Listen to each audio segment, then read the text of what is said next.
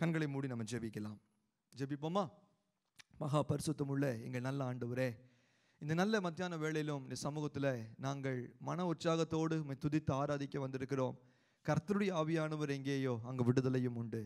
எங்கள் மத்தியில் பரிசுத்த ஆவியானவர் இருக்கிறபடியால் ஸ்தோத்திரம். உம்முடைய வார்த்தையை எங்களுக்கு கற்றுத்தாரோம். இயேசு கிறிஸ்துவின் நாமத்தில் ஜெபிக்கிறோம் நல்ல பிதாவே, ஆமென். ஹல்லேலூயா. Praise the Lord. இன்றைக்கு உங்களோடு கூட நம்ம தியானிக்கும்படியாக எடுத்துக்கொள்ளப்பட்டிருக்கிற வேத பகுதி வெளிப்படுத்தின விசேஷம் 3ஆம் அதிகாரம்.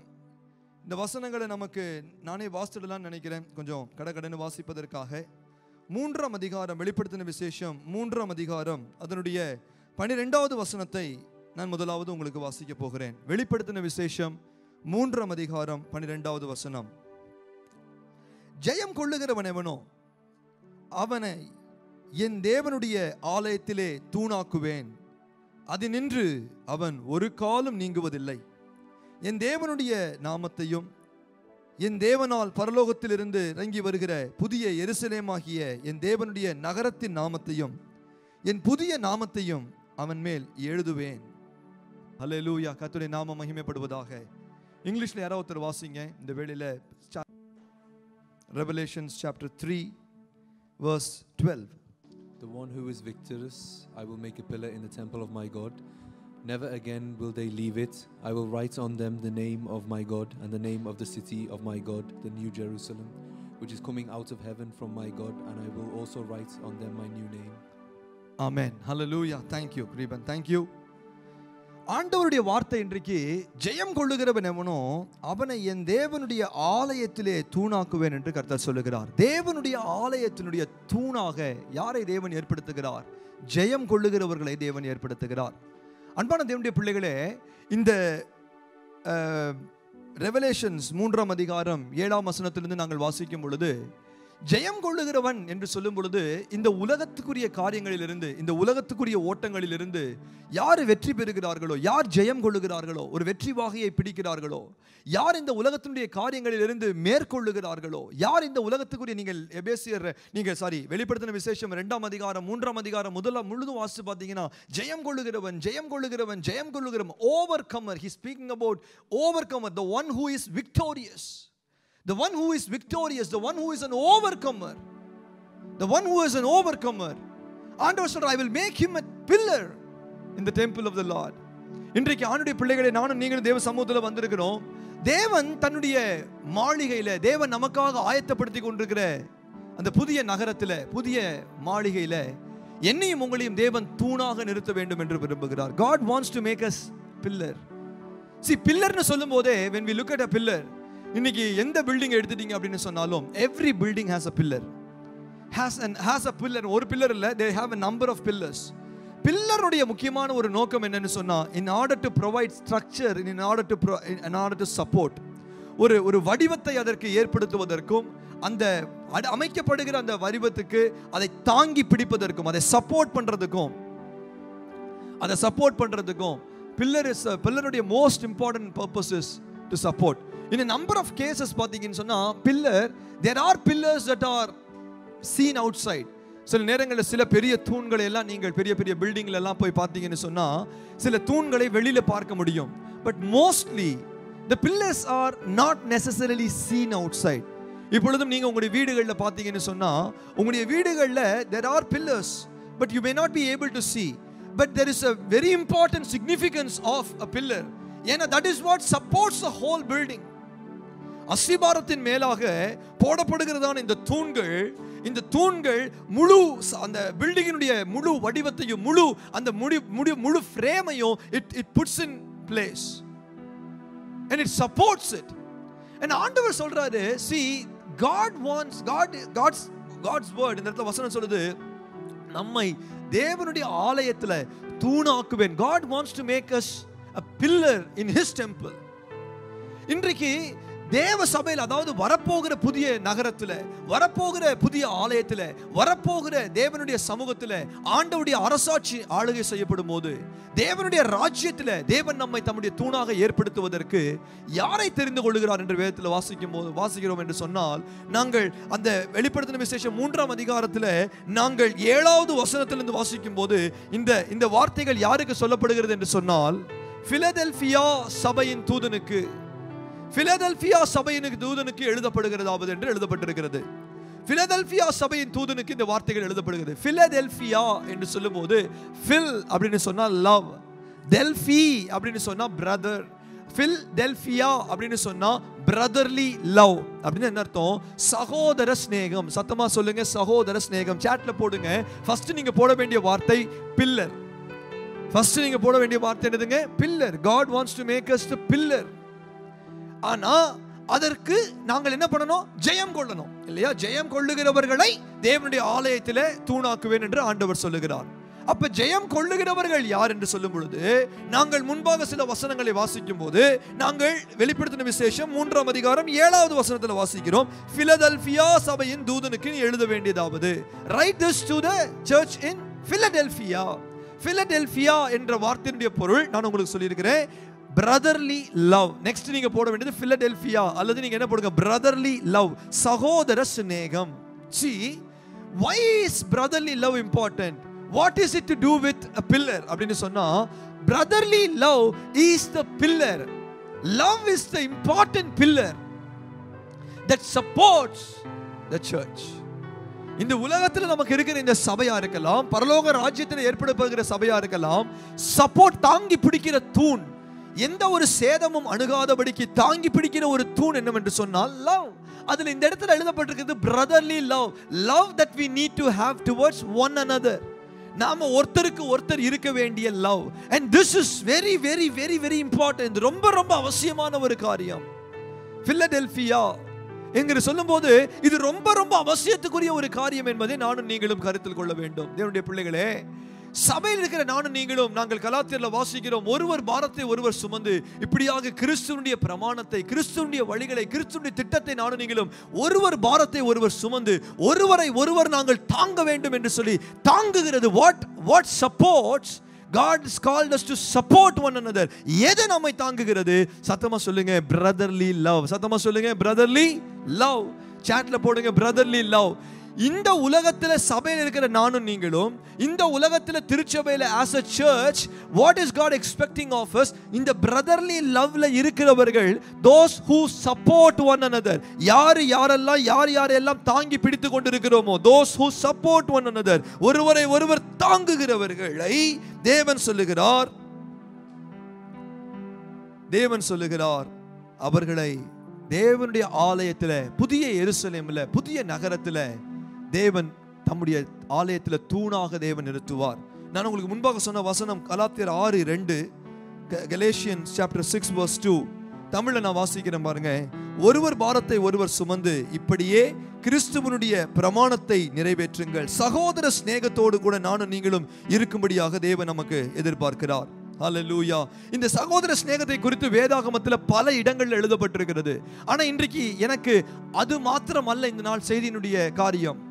See, I want to show you a few pillars from the word of God. வேதத்தில் இருக்கிற சில தூண்களை நான் உங்களுக்கு காண்பித்து கொடுக்க போகிறேன். எப்படிப்பட்ட தூண்களாய் நாங்கள் இன்றைக்கு சபையில இருக்க வேண்டும் என்பதை நாங்கள் அடையாளம் கண்டுகொண்டு, எப்படிப்பட்ட தூண்களாய் நாங்கள் சபையில இருக்க கூடாது என்கிறதையும் நாங்கள் அடையாளம் கண்டுகொள்வோம் என்று சொன்னால், நாங்கள் தேவனுடைய ஆலயத்தில் தூண்களாய் ஏற்படுவதற்கு இந்த உலகத்தில் நாங்கள் ஜெயம் கொள்ளுகிறவர்களாய் வாழ முடியும். What sort of pillars do we need to be in this world? இன்றைக்கு இந்த சபையில, இன்றைக்கு நமக்கு God has given us a church. What sort of pillar do I need to be? I may be a pastor, you may be leaders, you may be you may be the children of God doing all different sorts of ministry in the church. Every single one of you have a role to support.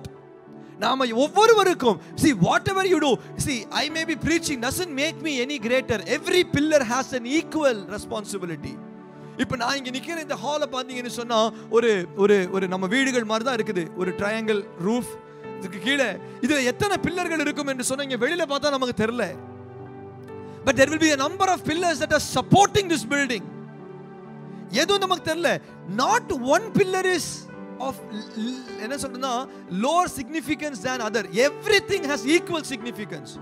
ஒவ்வொரு இப்ப இந்த பில்டிங்ல ஒருவேளை 6 தூண் இருக்குன்னு நினைச்சேனா, இந்த பக்கம் ஒரு 3 தூண்கள், அந்த பக்கம் ஒரு 3 தூண்கள், இந்த பக்கம் ஒரு 3 பில்லர்ஸ், அந்த பக்கம் ஒரு 3 பில்லர் இருக்குன்னு நினைச்சேன்னு சொன்னா, all 6 of them, because even if one pillar is to be weaker, even if one pillar gets broken, that causes an imbalance.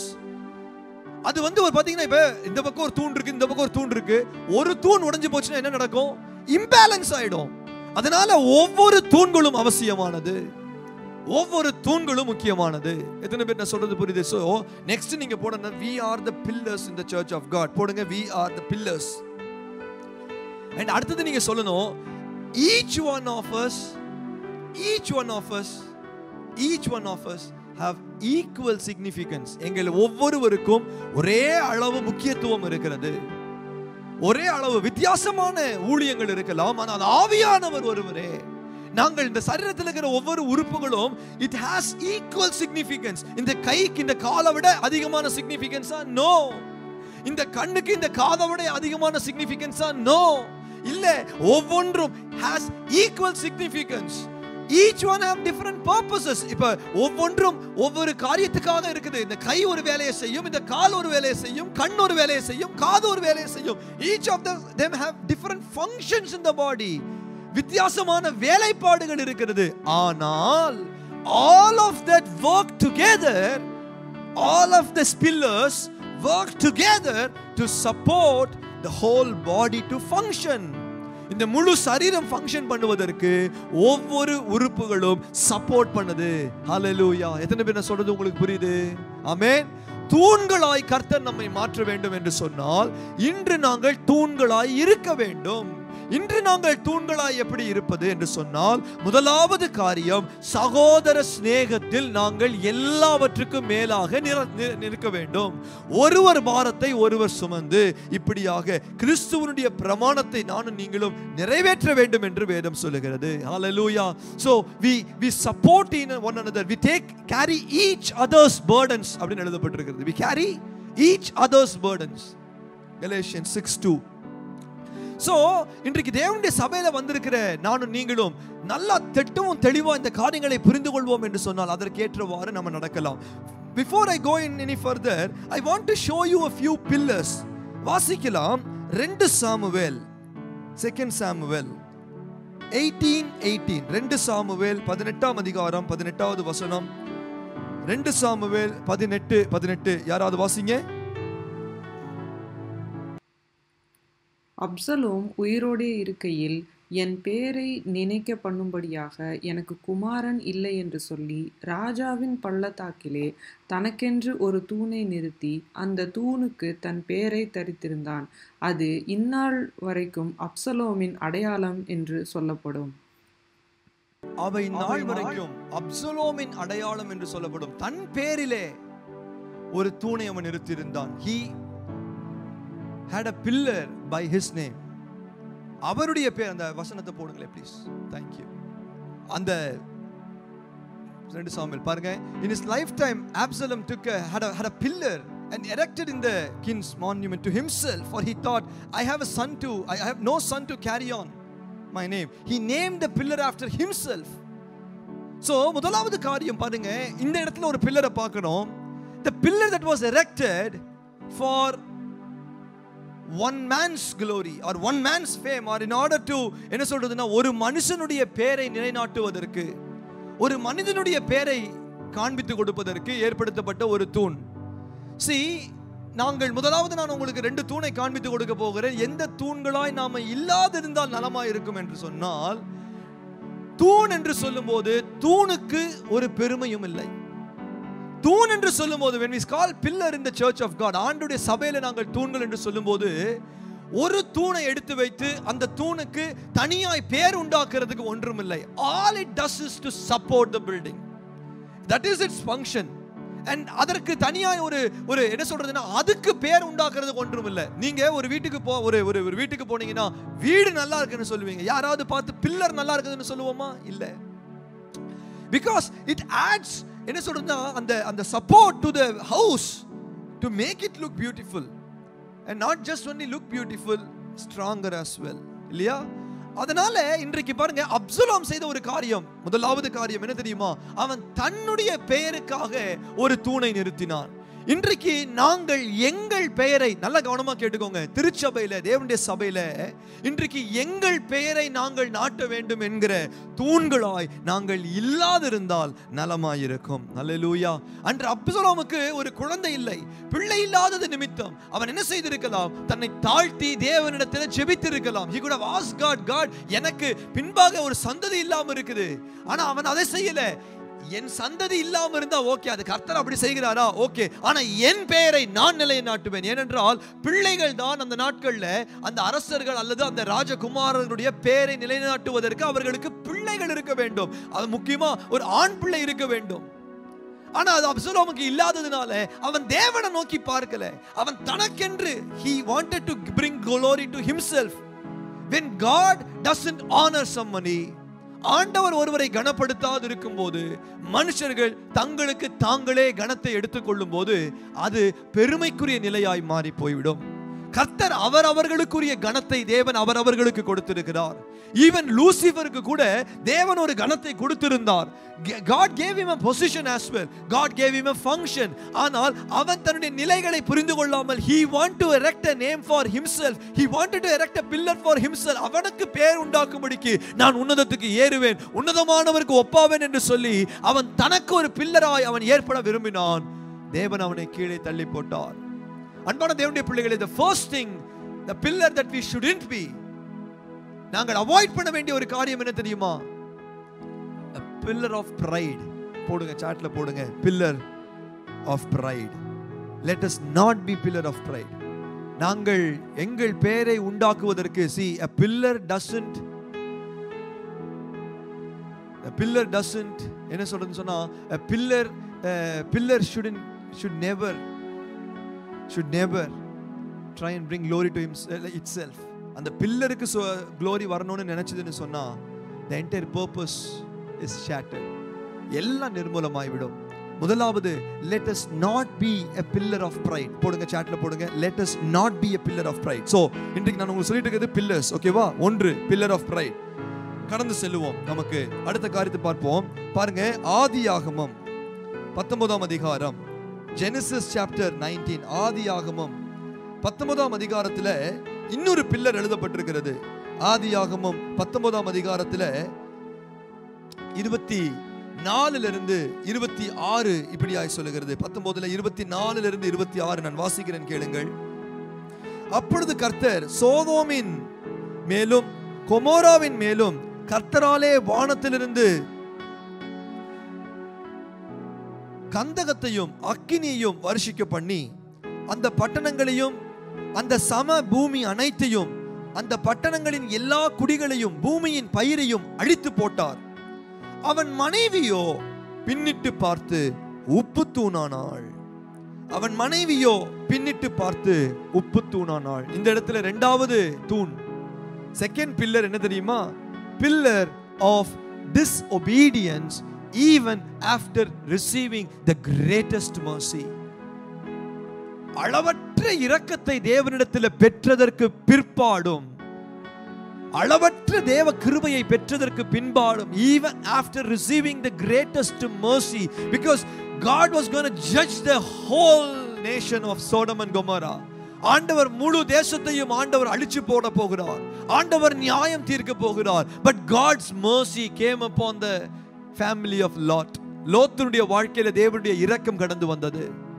தேவன் அவர்களுக்கு இறங்கினார், அவர்களை காக்க நினைத்தார். சொன்னார், நீங்கள் நேராக செல்லுங்கள். do not look back, do not look back, do not turn around and look back, just look forward, go on அப்படின்னு சொல்லி ஆண்டவர் சொன்னாரு. ஆனா லோத்தின் மனைவியோ இந்த இடத்துல உப்பு தூணானாள். சொல்லுங்க, let us not be a pillar of disobedience even as we have received this greatest mercy from God. இந்த நாட்கள்ல கீழ்ப்படியாமை, ஏன் கீழ்ப்படியாமைன்னு சொன்னா மாமிச இச்சை. ஏன் கீழ்ப்படியாமை நம்முடைய வாழ்க்கையில உண்டாகுது? why we cannot obey? யோசிச்சு பாருங்க. you know why we disobey? because of the weakness of our flesh or the lust of the flesh என்று சொல்லலாம். மாமிச இச்சையினாலதான். முதலாவது நம்ம பார்த்தோம் மாம்சத்தினுடைய பெருமை, இரண்டாவது மாமிச இச்சை. மாமிச பெருமை பில்லர் ஆஃப் பிரைடா மாறி போயிடுது. மாம்ச இச்சை பில்லர் ஆஃப் டிசோபீடியன்ஸா மாறி போயிடுது. லோத்தினுடைய மனைவியுடைய வாழ்க்கையை பார்த்தீங்கன்னு சொன்னா அவள் உப்பு தூணானாள். நாங்கள் let us not become pillar of disobedience because அந்த நோக்கத்தை பர்பஸ் பாருங்க.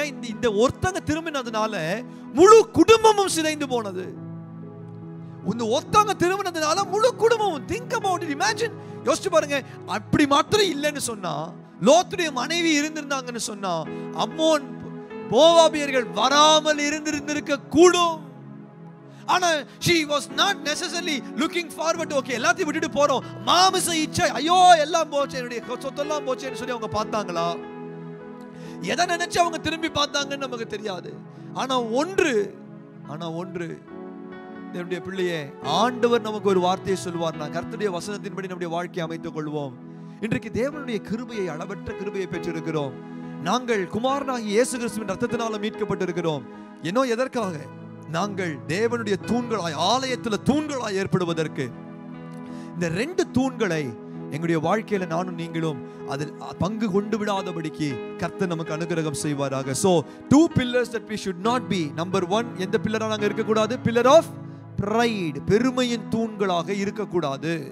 இரண்டாவதாக, what pillar we should not be? நாங்கள் கீழ்ப்படியாமை என்கிற அல்லது pillar of disobedience நாங்கள் மாறிடக்கூடாது. கர்த்தருடைய நாமத்துக்கு மகிமை உண்டாவதாக. Now இப்போ நாங்க பார்ப்போம் எப்படிப்பட்ட தூண்களாய் இருக்க தேவன் நம்மை விரும்புகிறார், எப்படிப்பட்ட தூண்களாய் நாங்கள் மாறுவோம் என்று சொல்லி பார்க்கும் பொழுது let us go into first Kings, ஒன்று ராஜாக்கள் 7ஆம் அதிகாரம். ஒன்று ராஜாக்களின் புத்தகத்தில் 7ஆம் அதிகாரத்தில் 21வது வசனத்தை ஒருவர் வாசியுங்கள். ஒன்று ராஜாக்கள் 7:21. அந்த தூண்களை தேவாலய வாசல் மண்டபத்தில் நிறுத்தினான். அவன் வலதுபுறத்தில் நிறுத்தின தூணுக்கு யாக்கீன் என்றும் இடதுபுறத்தில் நிறுத்தின தூணுக்கு போவாஸ் என்றும் பெயரிட்டான். Amen. He erected the pillars at the portico of the temple. ஒரு பில்லருடைய பேர் பார்த்தீங்கன்னு சொன்னா, அந்த தூண்களை தேவாலய வாசல் மண்டபத்தில் நிறுத்தினான். அவன் வலதுபுறத்தில் நிறுத்தின தூணுக்கு யாகீன் என்றும் இடதுபுறத்தில் நிறுத்தின தூணுக்கு போவாஸ் என்றும் பெயரிட்டான். ஜக்கின் அண்ட் போவாஸ். இல்ல நமக்கு ஹீப்ரூல பார்த்தீங்கன்னா யாகீன், ரெண்டாவது போவாஸ் என்கிற தூண். யாகீன் என்று சொன்னால், யாகீன் என்ற வார்த்தைக்கு என்ன பொருள் என்று சொன்னால், அவர் ஸ்தாபிப்பார் அல்லது கர்த்தர் ஸ்தாபிப்பார் என்று பொருள். போவாஸ் என்று சொன்னால் அவரின் பெலன் என்று பொருள், அல்லது அவரில் பெலன் கொள்ளுகிற நிலையை குறிப்பது. அதாவது யாகீன் என்கிறது என்ன தெரியுமா? he establishes. இரண்டாவது போவாஸ் என்றால் he is in him is strength, அவருக்குள் பெலன் இருக்கிறது. see, number 1, நல்ல கவனமா பாருங்க. எப்படிப்பட்ட தூண்களாய் நாம் இருக்க வேண்டும் என்று சொன்னால், முதலாவது இந்த ரெண்டு தூண்களையும் தேவாலயத்திற்கு முன்பாக யார் நிறுத்தி வைத்திருந்தாரு? சாலமன் நிறுத்தி வைத்திருந்தாரு. இந்த ஒன்றுக்கு பேரு யாகீன், இன்னொன்றுக்கு பேரு போவாஸ். இந்த ரெண்டு தூண்களுக்கும் பாத்தீங்கன்னு சொன்னா ஒரு காமனான ஒரு காரியம் என்ன தெரியுமா? both of them pointed to God. ரெண்டும் தேவனை காண்பித்தது அல்லது தேவனை சார்ந்திருந்தது. ஹல்லேலூயா. தூண்கள் அஸ்திவாரத்தின் மேலாய் போடப்படுகிறது. தேவனை சார்ந்து கொள்ளத்தக்கதான தூண்கள். இன்றைக்கு ஆலயத்தில் நாங்கள் முதலாவது எங்கள் பலத்தில் நிற்கிற தூண்களாய் இல்லாதபடிக்கு மனுஷ பலத்தில் நிற்கிற தூண்களாய் இருப்போம் என்று சொன்னால் நாங்கள் தேவனுடைய ஆலயத்தில் தூண்களாக முடியாது. மனுஷ பலத்தில் நிற்கிற தூண் அது அது தொடர்ந்து நிற்க முடியாது. பெருமழை சொரியும், பெருங்காற்று அடிக்கும். நாங்கள் வாசிக்கிறோம் மத்தேயு சுவிசேஷத்தில் கண்மலையின் மேல போடப்பட்டிருந்ததான அஸ்திபாரம், அந்த அஸ்திபாரத்தின் மேல தூண்களை நிறுத்தி அந்த அஸ்திபாரத்தின் மேல வீடுகள் கட்டப்பட்ட போது அந்த வீடு அசையாமல் இருந்தது. ஆனால் மணலின் மேல, தன்னுடைய சொந்த பலத்தின் மேல, சுய பலத்தின் மேல கட்டப்பட்டிருந்ததான அந்த வீடு, அந்த பில்லர்ஸ் வேற எங்க erected on the its own strength, அந்த மணல் வீட்டில் கட்டப்பட்டிருந்தது, மணல் மேல கட்டப்பட்டிருந்தது.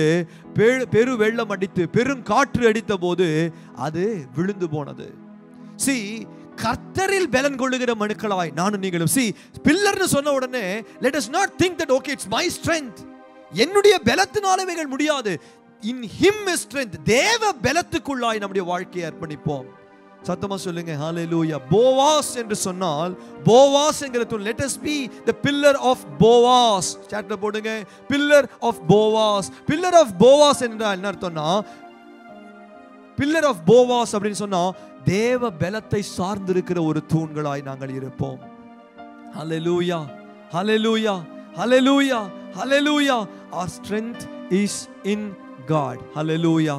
Strength in God. உம்மிலே பலன் கொள்ளுகிற மனுஷன், ஹalleluya, பாக்கியவான் என்று வேதம் சொல்லுகிறது. ஹalleluya, ஹalleluya. அவர் நம்மை பலப்படுத்துவாராக.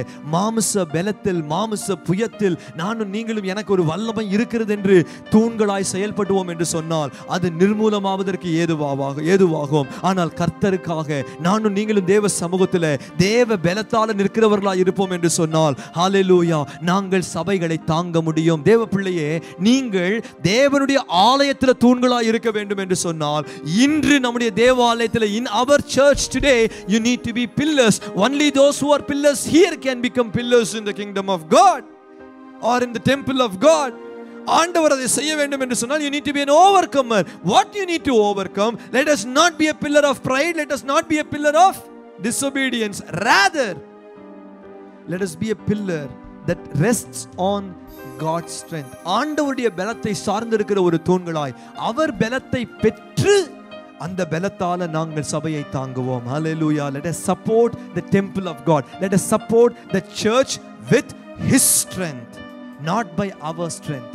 நம்முடைய சொந்த மாம்ச பலத்தை நம்ம சார்ந்து இருந்தோம்னா, you know what, it will lead us to the pillar of pride or the pillar of disobedience. அந்த இடத்துல கொண்டு போய் விட்டுரும். தேவ பலத்தை சார்ந்திருந்தா நாங்கள் தாழ்மையோடு இருக்கும்போது தாழ்மை உள்ளவனுக்கு கர்த்தர் கிருபை அளிக்கிறார். திரும்ப அனுப்பிச்சிட்டே இருப்பார், பலனை கொடுத்து கொண்டே இருப்பார். உன் பலவீனத்தில் என் பலன் பூரணமாய் விளங்கும். ஆண்டவரே, தாங்க முடியல ஆண்டவரே, இந்த சகோதர ஸ்நேகத்தில் நிலைத்திருக்கணும்னு சொல்லியிருக்கிறீங்க, ஆனா இதை தாங்க முடியல. I am not able to support. It feels very hard, but it is not by my might. ஆண்டவரே, என் பலத்தினால் அல்ல, என் பராக்கிரமத்தினால அல்ல. ஆண்டவரே, என்னை பலப்படுத்துகிற கிறிஸ்துவினால் எல்லாவற்றையும் செய்ய எனக்கு பலன் உண்டு. அதனால இன்னும் நான் நிற்பேன், அதனால இன்னும் நான் தாங்குவேன், அதனால இன்னும் நான் சப்போர்ட் பண்ணுவேங்கிற Boaz, pillar of Boaz. Hallelujah, hallelujah. அவரே எங்களை நிலைநாட்ட வேண்டும், அவரே எங்களை ஸ்தாபிக்க வேண்டும். Hallelujah. நான் சொல்றேன், pillar of Yakin அல்லது ஜக்கீன் என்று சொல்லி பார்க்கும்போது, pillar that shows that he has established us. தேவன் நாட்டின தூண்களாக அவர் நம்மளை எஸ்டாப்ளிஷ் பண்ணணுங்க, அவர் நம்மளை ஸ்தாபிக்கணுங்க. not where we want to be established. ஒரு தூணு doesn't have a choice of where it has to be. The designer knows where to put which pillar.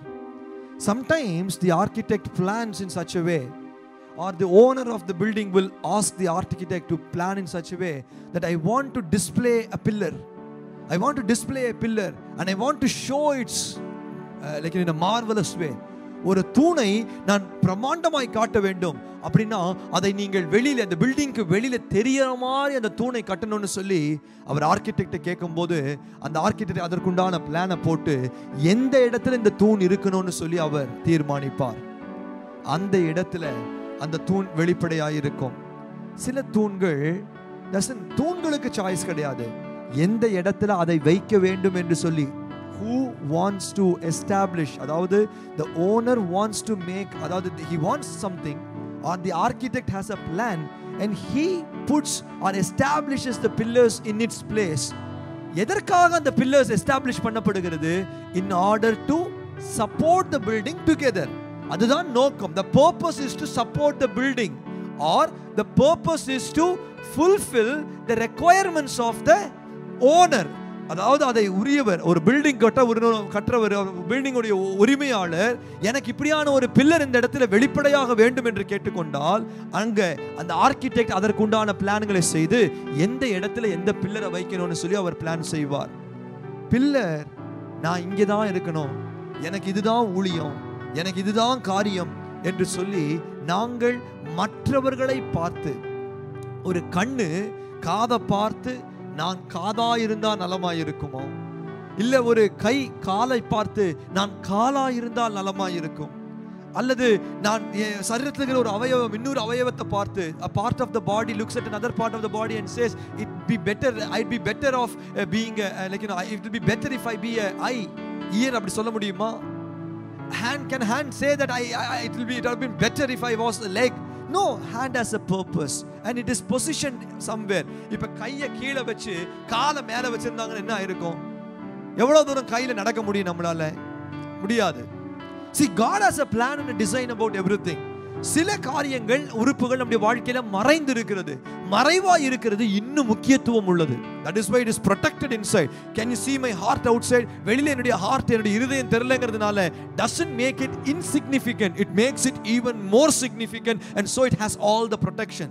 And so because you are not exposed, வெளியில தெரியல, எனக்கு I want to establish, I want me here அப்படிங்கிற ஒரு நிலைக்கு நாங்கள் இல்லாதபடிக்கு His will be done. See, ministry is that where God wants to position you somewhere so that together as a church we support one another. சொல்லுங்க, let him establish us. அதுதான் யாக்கீன். அதில் யாக்கீன் என்கிற தூண் என்றனா என் சித்தம் அல்ல உம் சித்தம் நாதா தருகிறேன் உம் கரத்தில். ஆமென்.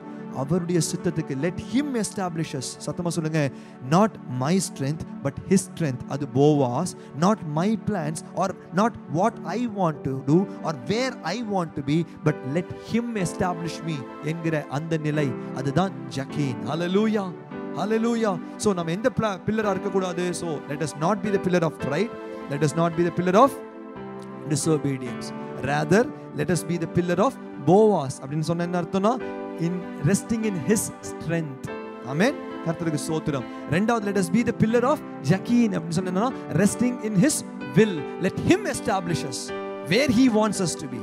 எங்க இருக்கணும், என்ன செய்யணும்? அவர் நம்மை நடத்துவார். சொல்லுங்க, என்னை அவர் நடத்துவார். என்னை அழைத்தவர் உண்மையுள்ளவர். அவர் தம்முடைய சித்தத்தின்படியாய் நடத்துவார், என் இஷ்டத்தின்படி அல்ல.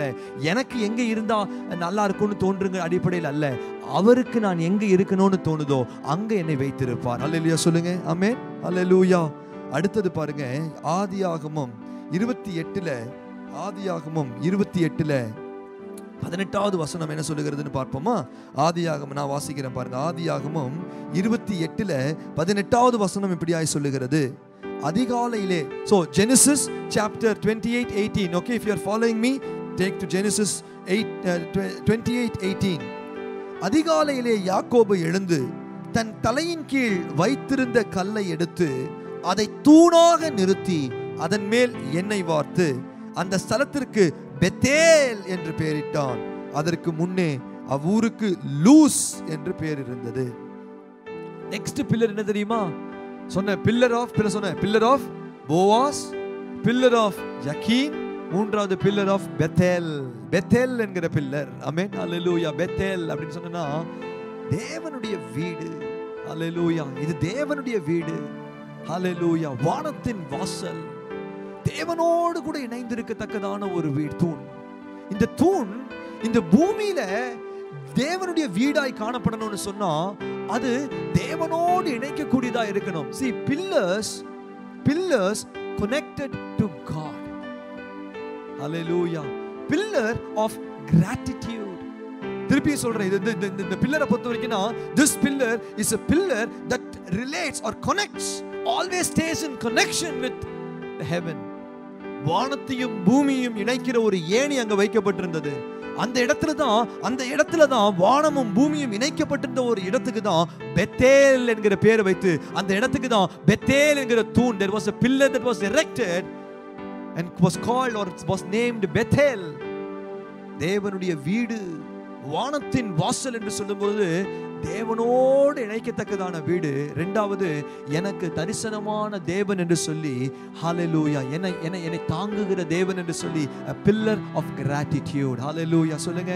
a pillar, hallelujah, a pillar of relationship, a pillar that connects us, is all a pillar that is always in connection with God, a pillar that is always connected to God, and a pillar of gratitude.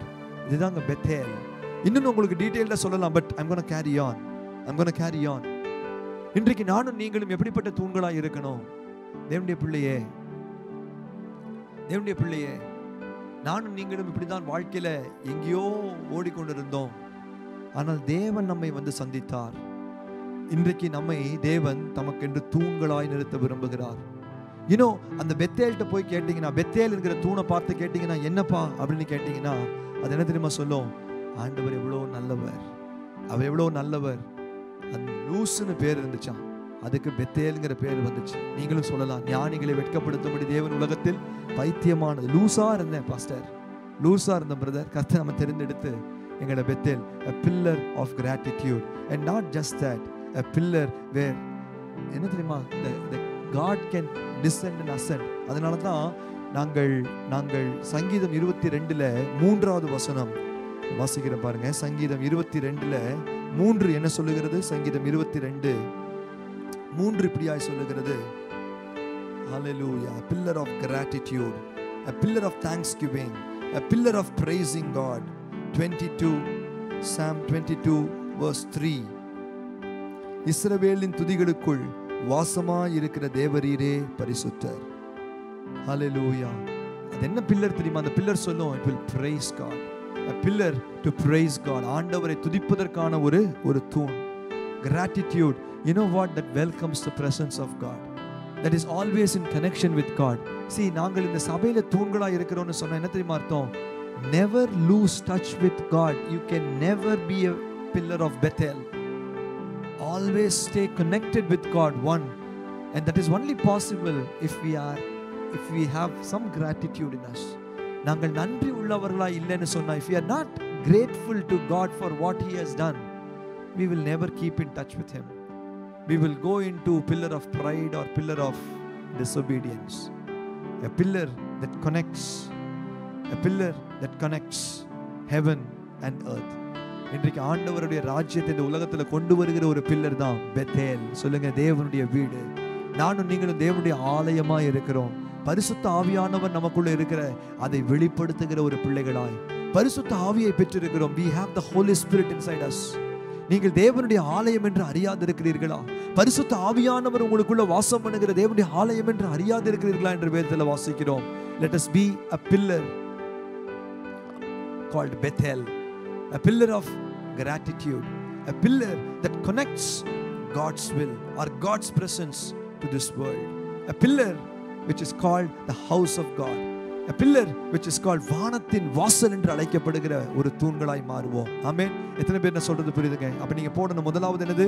first thing is what? நாங்கள் எது இருக்க கூடாது, அது அப்புறமா வருவோம். எது இருக்கணும்? ரெண்டு காரியத்தை 3 சொல்லிட்டேன். பில்லர் ஒன்னு என்னது? ஜக்கீன் என்கிற பில்லர். இரண்டாவது போவாஸ் என்கிற பில்லர். அடுத்தது பெத்தேல் என்கிற பில்லர். இன்னொரு பில்லரையும் நான் உங்களுக்கு காண்பித்து கொடுத்து I am going to finish it there. Jeremiah chapter 1, எரேமியா 1ஆம் அதிகாரம் 18வது வசனம். எரேமியா 1:18வது வசனத்தை நான் வாசிக்கிறேன், கேளுங்கள். எரேமியா 1:18 இப்படியாய் சொல்லுகிறது, இதோ தேசம் அனைத்துக்கும், யூதாவின் ராஜாக்களுக்கும், அதன் பிரபுக்களுக்கும், அதன் ஆசாரியர்களுக்கும், தேசத்தின் ஜனங்களுக்கும் எதிராக நான் உன்னை இன்றைய தினம் அரணிப்பான பட்டணமும் இருப்பு தூணும் வெண்கல அலங்கமும் ஆக்கினேன். நேரத்துல வசனம் சொல்றது, I have made you a fortified city, an iron pillar. அடுத்ததாக என்ன பில்லருங்க இது? iron pillar. எதற்காக? Iron pillar. திருப்பி அந்த வசனத்தை, இதோ தேசம் அனைத்துக்கும் யூதாவின் ராஜாக்களுக்கும் அதன் பிரபுக்களுக்கும் அதன் ஆசாரியர்களுக்கும் தேசத்தின் ஜனங்களுக்கும் எதிராக, against the kings of Judah, against the kings of Judah. The pillar of iron என்ன தெரியுமா? Pillar of iron, there is a significance about this pillar of iron. Pillar of iron is to stand against any form of wickedness. எல்லா விதமான அநியாயங்களுக்கும், என்ன விதமான அசுத்தங்களுக்கும், எந்த விதமான, see, it would not accept anything that happens around it. Jeremiah பார்த்து ஆண்டவர் சொன்னாரு, I'm going to make you a pillar of iron. எதற்காக தெரியுமா? To stand against any form of wickedness. Any form of wickedness. 19ஆம் வசனத்தை வாசிக்கும் போது, அவர்கள் உனக்கு விரோதமாக யுத்தம் பண்ணுவார்கள். ஏன் உனக்கு விரோதமாக யுத்தம் பண்ணுவார்கள்? Because you hear from God and you are a prophet and you speak God's heart. அன்று அநேக கள்ள தீர்க்கதரிசிகள் எல்லாம் நல்லா தான் இருக்கும், எல்லாம் நல்லா தான் இருக்கும் தான் பேசிட்டு இருப்பாங்க. See, we have to be very careful in life. Not because the words are sweet that we should totally believe it and if the words are sweet, we feel happy. இல்லையா? நம்மளை பார்த்து எல்லாமே குட் ன்னு சொல்லிட்டே இருந்தானா we will be happy. But a father or a mother, நீங்க யோசிச்சு பார்த்தீங்கன்னா, always corrects us. Why do they correct us? They correct us because they love us. யோசிச்சு பாருங்க. Because see, it's not about hating us. நம்மளை வெறுக்கிறதுனால நம்மளை கண்டிக்கல, நம்மளை நேசிக்கிறபடியால் நம்மளை கண்டிக்கிறாங்க. And you know what? In this world, God has called you to be a pillar of iron, not to stand against people, but to stand against wickedness. To be a testimony. சாட்சி கொடுக்கிற. என்ன சாட்சி கொடுக்கிற? நீ தேவனால நிறுத்தப்பட்டிருக்கிற இருப்பு தூண்களாய் நானும் நீங்களும் கர்த்தருக்காய் எழும்பி பிரகாசிக்கணும். இன்றைக்கு தேசத்துல பாவம் பெருகி இருக்கிறது. நான் சொல்றேன், இன்றைக்கு நல்லா கவனமா பாருங்க. உலகத்துல எப்படி வேணாலும் யார் வேணாலும் வாழட்டும், நான் மாட்டுக்கு என் இஷ்டம் போல வாழ்றேன், நான் கர்த்தருக்கு முன்பாக உண்மையா வாழ்றேன். Not enough. பத்தாது. God has called you to be a pillar of iron. அடுத்த வசனத்துல 19ஆம் வசனம், அவர்கள் உனக்கு விரோதமாக யுத்தம் பண்ணுவார்கள், ஆனாலும் உன்னை மேற்கொள்ள மாட்டார்கள், உன்னை ரட்சிக்கும்படிக்கு நான் உன்னுடனே இருக்கிறேன் என்று கர்த்தர் சொல்லுகிறார். They will fight against you but will not overcome you, for I am with you and will rescue you. I will rescue you, declares the Lord. Hallelujah. Hallelujah. See, இன்னைக்கு நீங்க நல்ல கவனமா பாருங்க. நம்ம அறிய வேண்டிய சத்தியம் இன்றைக்கு, God wants to make us the pillar in his temple. தேவனுடைய ராஜ்யத்துல நம்மை தேவன் தம்முடைய ஆலயத்தின் தூண்களாக்க வேண்டும் என்று தேவன் விரும்புகிறார். இந்த தூண்கள் ஆக்க வேண்டும் என்று சொன்னால், நாங்கள் இன்றைக்கு தேவனுடைய ஆலயத்தில் தூண்களாக இருக்க வேண்டும். நாங்கள் தூண்களாக இருக்க வேண்டும் என்றால் என்ன? பிலடெல்பியா சபைக்கு எழுதப்பட்ட வார்த்தை. பிலடெல்பியா அப்படின்னு சொன்னா என்ன? ஃபில் டெல்பி, நான் உங்களுக்கு சொல்லியிருக்கேன், பிரதர்லி லவ் அப்படின்னு சொன்னா என்ன? We have a role in the church to support one another. கலாத்தியர் 6ஆம் அதிகாரம் 2வது வசனம், ஒருவர் பாரத்தை ஒருவர் சுமந்து, சரியா? carrying each other's burdens அப்படின்னு என்ன அர்த்தம்? we have a responsibility. போடுங்க, we all have equal responsibility. we all are equally responsible. சொல்லுங்க, we have the responsibility. நமக்கு ஒரு பொறுப்பு இருக்கிறது. amen. we have a responsibility.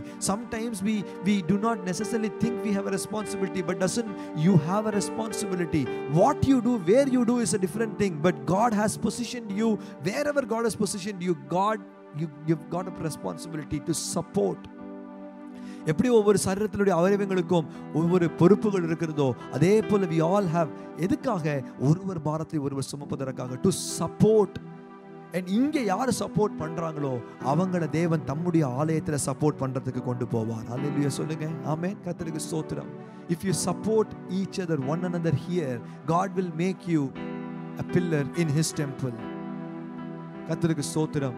சகோதர ஸ்நேகத்துல ஒரு நாள் மாறிடக்கூடாது. அதுல நமக்கு சகோதர ஸ்நேகத்துல நிலைத்திருப்பதற்கு இருக்க கூடாத 2 பில்லர் என்னது? பெருமை என்கிற தூண், அதாவது பில்லர் ஆஃப் பிரைட். இரண்டாவது கீழ்ப்படியாமை என்கிற தூண் அல்லது the pillar of disobedience. Absalom pillar of pride. அடுத்தது disobedience. லோத்தினுடைய மனைவி was a pillar of disobedience. இது நம்முடைய வாழ்க்கையில இல்லாதபடிக்கு நாம எந்த பில்லராய் இருக்க வேண்டும் நாங்கள் பார்த்திருக்கிறோம். நாங்கள் 1 ராஜாக்கள் 7ஆம் அதிகாரத்தில் நாங்கள் பார்த்திருக்கிறோம். சாலமோனுடைய ஆலயத்தில் 2 பில்லர்கள், 2 தூண்கள் நிறுத்தப்பட்டிருந்தது. ஒரு தூணுடைய பேரு யகீன், இன்னொரு தூணுடைய பேரு போவாஸ். யகீன் என்கிற தூணு, இந்த யகீன் என்கிற தூணு நான் எங்க இருக்கணுங்கிற அடிப்படையில் இல்லாதபடிக்கு தேவ சித்தத்தை சார்ந்து தேவன் என்னை எங்க வைக்கிறாரோ அதற்கு அடிபணிகிற ஒரு தூண். சொல்லுங்க, தேவன் என் வாழ்க்கையில என்னை எங்க தூணாய் வைக்க விரும்புகிறார் அப்படின்னு சொன்னா it is not just about a location. Okay, நான் வந்து லிவர்பூல்லையா, நான் வந்து இந்த பட்டணத்திலையா, அந்த பட்டணத்திலையா. It's not about that. It's not just about that. It's about where God wants to position me in order to fulfill His greater purpose of supporting the church. சபையை தேவன், அதாவது தேவன் வந்து சபையை தாங்குவதற்கு எங்களை எந்த நிலைகளில் என்னை ஒரு பிரசங்கம் பண்ணுகிற ஒரு மனுஷனாய் வைக்கலாம், என்னை மற்றவர்களுக்காய் ஜெபிக்கிற நிலைகளில் தேவன் வைக்கலாம், என்னை மற்றவர்களுக்கு ஒரு டிரான்ஸ்போர்ட் கொடுக்கிறவர்களாய் நம்மை வைக்கலாம். so that they don't feel bad. அவர்களுக்கு யாருமே இல்லை ஒரு விசாரிக்கிற ஒரு இடத்துல நம்மை வைக்கலாம், இல்ல மற்றவர்களுக்காய் ஜெபித்து அவர்களுக்கு சுகத்தை கொண்டு வருகிற இடத்துல நம்மை வைக்கலாம். see, some pillars are kept where, like, you know, wherever the architect wants it, அல்லது wherever the owner wants it, அங்கதான் அந்த பில்லர்கள் வைக்கப்படும். and so it is not the pillar's choice. தேவ சித்தத்துக்கு ஒப்புக்கொடு. ஆண்டவரே, நான் மறைவாய் இருந்தாலும் சரி, நான் வெளிப்படாம இருந்தாலும் சரி, he establishes. amen, hallelujah. he will establish me, he will position me where I have to be. அதுதான் யகீன் என்கிற ஒரு தூண். இரண்டாவது தூண் என்ன தெரியுமா? போவாஸ் என்கிற தூண். என்னுடைய சுயபலத்தை நான் நாடல, என்னுடைய சுயபலத்தில் என்னுடைய மாம்ச புயத்தை காண்பிப்பதற்கு அல்ல. சுயபலத்தில் நின்ற வீடு அது காற்றடித்த போது, கடல் அடித்த போது அது விழுந்து போனது. Hallelujah. When there was a storm, the house that was built on the sand that got broken, அது விழுந்து போனது. ஆனா கன்மலையின் மேல, the one that was built on the rock, கன்மலையின் மேல கட்டப்பட்டிருந்தது, அது நிலையா இருந்தது. மண் எதை குறிக்கிறது? சுய பலத்தை குறிக்கிறது. கன்மலை எதை குறிக்கிறது? கர்த்தருடைய பலத்தை சார்ந்து இருக்கிறதை குறிக்கிறது. போவாஸ் என்றால் தேவனே என் பலன் என்கிற நிலையில நாங்கள் நிற்கும் பொழுது நாங்கள் பலமாய் நின்று தேவ சுத்தத்தை நிறைவேற்றி முடிக்க முடியும். ஹல்லேலூயா சொல்லுங்க, ஆமென், ஹல்லேலூயா. மூன்றாவது, ஹல்லேலூயா, நான் உங்களுக்கு சொன்னது பெத்தேல் என்கிற ஒரு தூண். இந்த பெத்தேல் என்கிற தூண் என்ன தெரியுமா?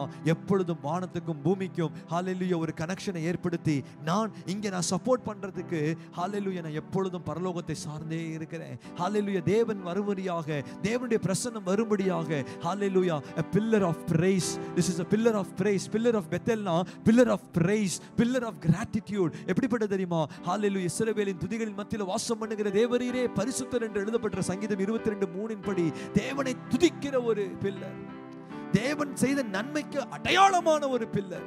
அது இருக்கும்போது தேவனோடு சார்ந்திருக்க செய்கிறது pillar. That is the pillar of Bethel, a pillar of praise னு வெச்சுக்கோங்க. ஆமென்.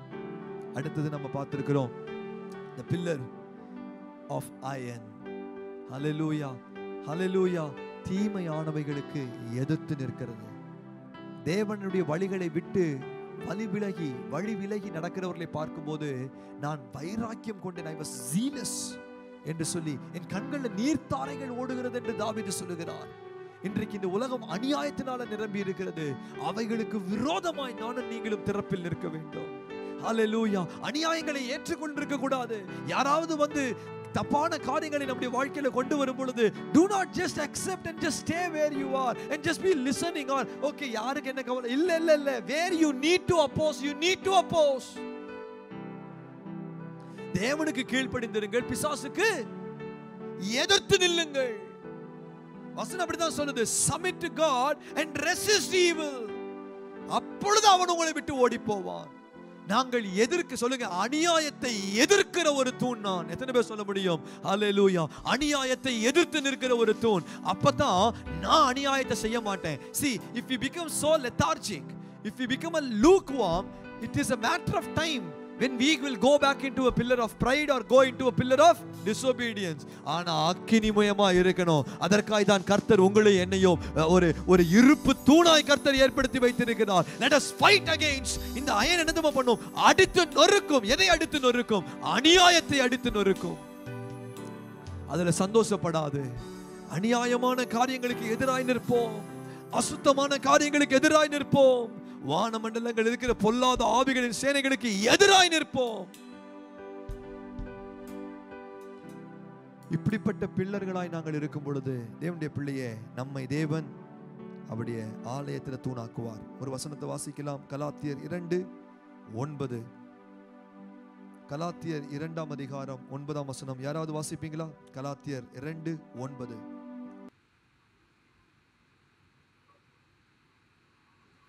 எனக்கு அளிக்கப்பட்ட கிருபையை அறிந்தபோது தூண்களாக எண்ணப்பட்ட யாக்கோவும் கேபாவும் யோவானும் தாங்கள் விருத்த சேதனம் உள்ளவர்களுக்கும் நாங்கள் புறஜாதிகளுக்கும் பிரசங்கிக்கும்படி அந்யோன்ய ஐக்கியத்திற்கு அடையாளமாக எனக்கும் பர்னபாவுக்கும் வலது கை கொடுத்து, எனக்கு அளிக்கப்பட்ட கிருபையை அறிந்தபோது, வசனம் பாருங்க, தூண்களாக எண்ணப்பட்ட யாக்கோவும் கேபாவும் யோவானும். ஹல்லேலூயா, ஹல்லேலூயா. என்னன்னு? they were esteemed as pillars. hallelujah. who were esteemed as pillars? யாரு? John, Peter, James. James, Peter. கேபாஸ்னா பீட்டர்.